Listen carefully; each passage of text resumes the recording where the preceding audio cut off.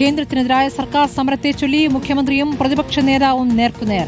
കേരളത്തെ സാമ്പത്തികമായി ഉപരോധിക്കുന്ന കേന്ദ്ര സർക്കാരിനെതിരെ കോൺഗ്രസ് ഒറ്റ വരി പോലും പറയില്ല എന്നും വോട്ടും 4 സീറ്റുമാണ് ലക്ഷ്യമെന്നും മുഖ്യമന്ത്രി വിമർശിച്ചു. എന്നാൽ മോദി പറയുന്നിടത്തെല്ലാം ഒപ്പുവെക്കുന്ന സർക്കാരുമായി ചേർന്ന് സമരത്തിനില്ല എന്നാണ് പ്രതിപക്ഷ നേതാവ് വി ഡി സതീശന്റെ മറുപടി. സ്റ്റേറ്റ് കാർ ഒഴിവാക്കി പിണറായി വിജയൻ RSS നേതാക്കളുമായി ചർച്ചയ്ക്ക് പോയെന്ന ഗുരുതര ആരോപണവും വി ഡി സതീശൻ ഉന്നയിച്ചു.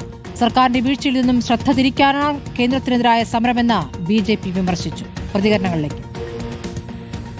നിർഭാഗ്യവശാൽ ഈ കാര്യത്തിൽ കേന്ദ്ര ഗവൺമെൻറ് സ്വീകരിക്കുന്ന സമീപനത്തിനെതിരെ ശബ്ദമുയർത്താൻ അവർ തയ്യാറല്ല.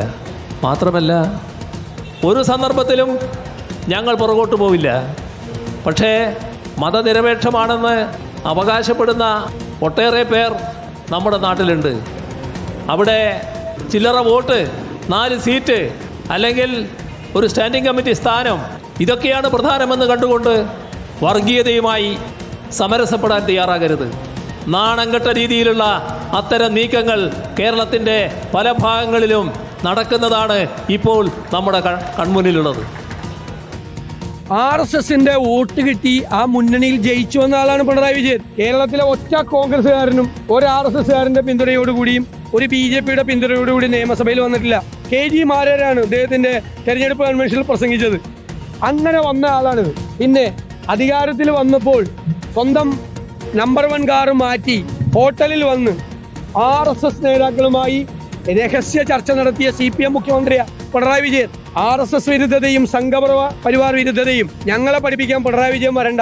അവരുടെ കൂട്ടിലാണ്, അവരുടെ കീഴിലാണ്. പഴയ ചരിത്രവും പറയിപ്പിക്കണ്ട. RSSന്റെ ആടയാഭരണമല്ല, RSS കുടിച്ച കുഴിയിലാണ് ഇറങ്ങി ഇരുന്നിരുന്നത് ഇത്രയും നാള്. ഞങ്ങളെ പഠിപ്പിക്കണ്ട RSS വിരോധം. അവിടുന്ന് ഞങ്ങൾക്ക് ക്ലാസ്സും വേണ്ട. 10 കൊല്ലം പിണറായി വിജയൻജിന്റെ സർക്കാരിന് കിട്ടിയ കാശ് 7 ലക്ഷം കോടിയാണ്. വസ്തുതയോട് ഞങ്ങൾ നിങ്ങളുടെ നുണ കൊട്ടാരം പൊളിക്കും. ഞാൻ ഇന്നൊരു ഡയറക്റ്റ് ചാലഞ്ച്, ഒരു വെല്ലുവിളി മുഖ്യമന്ത്രിയോട്. നിങ്ങളൊരു ഡിബേറ്റ് ചെയ്യൂ. എല്ലാ ഫാക്ട് നിങ്ങളുടെ അടുത്തുള്ള കയ്യിലുള്ള എല്ലാ ഫാക്റ്റും കൊണ്ടുവന്ന് എൻ്റെ ഒപ്പം ഒരു ഡിബേറ്റ് ചെയ്യുക. ഞാൻ ഒരു ചാലഞ്ച് ആയിരുന്നു. ഇങ്ങനെ ഒരു കടമെടുക്കുന്ന ഒരു സംസ്ഥാനം ഈ ഇന്ത്യയിലില്ല. റോഷിപാൽ വിവരങ്ങളുമായി. റോഷിപാൽ, ഇപ്പോൾ നേതാക്കളുടെ പരസ്പര യുദ്ധം നടത്തുന്ന പ്രതികരണങ്ങളാണ് ഇപ്പോൾ കണ്ടത്. പ്രതിപക്ഷ നേതാവ് ഇപ്പോൾ മുഖ്യമന്ത്രിക്കെതിരെ ഉന്നയിച്ചിരിക്കുന്ന ഗുരുതരമായ ആരോപണം, അദ്ദേഹം അത് വിശദീകരിക്കുന്നുണ്ടോ?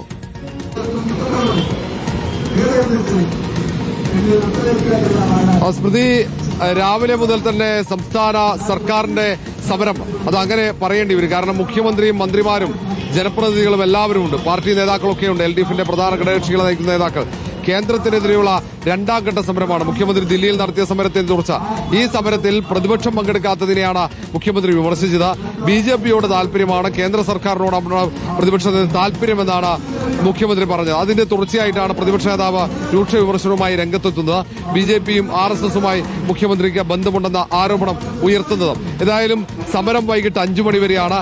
കേന്ദ്ര സർക്കാരിനെതിരെയുള്ള പോരാട്ടത്തിന് തുടക്കമെന്ന് പറയുന്നു. എല്ലാവരും ഒറ്റക്കെട്ടായി ഈ സമരത്തിനൊപ്പം ചേരണം. ഇത് സംസ്ഥാനത്തിന് വേണ്ടിയാണ് സമരം. അതിൽ പ്രതിപക്ഷം വിട്ടുനിൽക്കാൻ പാടില്ല എന്ന ആവശ്യം കൂടി മുന്നോട്ട് വെക്കുന്നുണ്ട്. നേതാക്കളൊക്കെ പ്രസംഗിക്കുമ്പോൾ അവിടെ UDFനെതിരെയാണ് പ്രസംഗം. ഒപ്പം പ്രതിപക്ഷത്തിനെതിരെയും അവരുടെ വിമർശനം നീളുന്നുണ്ട്. പ്രത്യേകിച്ച് BJP ബാന്ധവം അടക്കം ചൂണ്ടിക്കാട്ടുന്നു.